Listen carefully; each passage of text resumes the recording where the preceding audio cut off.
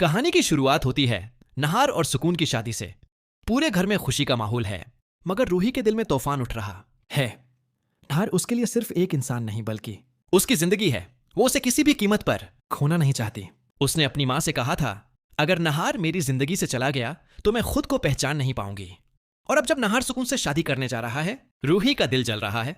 रूही ने पहले तो खामोश रहने का ढोंग रचाया, मगर अंदर ही अंदर एक बड़ा मंसूबा बना लिया था। वो जानती थी कि सुकून कोई आम लड़की नहीं, बल्कि एक प्रासरार ताकत रखने वाली हस्ती है, जिसका असली रंग किसी ने नहीं देखा।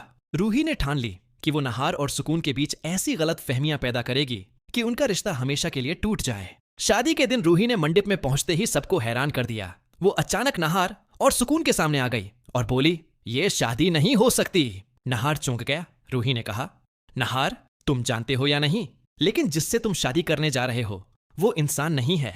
सब लोग साकित रह गए। सुकून ने गुस्से से कहा, रूही, तुम झूठ बोल रही हो। मगर रूही ने फौरन मोबाइल निकाला और एक वीडियो दिखाई जिसमें सुकून किसी अंधेरी जगह पर अपनी ताकतों का इस्तेमाल कर रही होती है। नहार हैरान रह गया, कुछ समझ नहीं पा रहा था।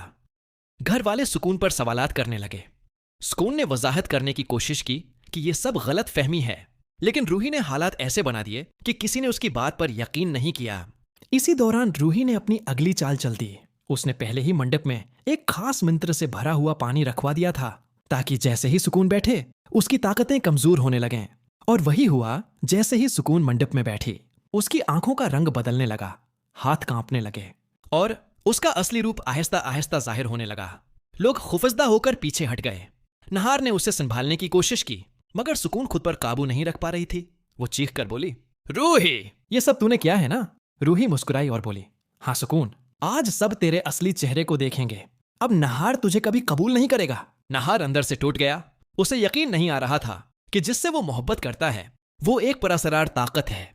वो बोला, अगर तुम वाकई मुझसे मोहब्बत करती हो तो यह शादी मुकम्मल करो, वरना मैं सब कुछ छोड़ दूंगा। मगर सुकून की हालत बिगड़ती जा रही थी।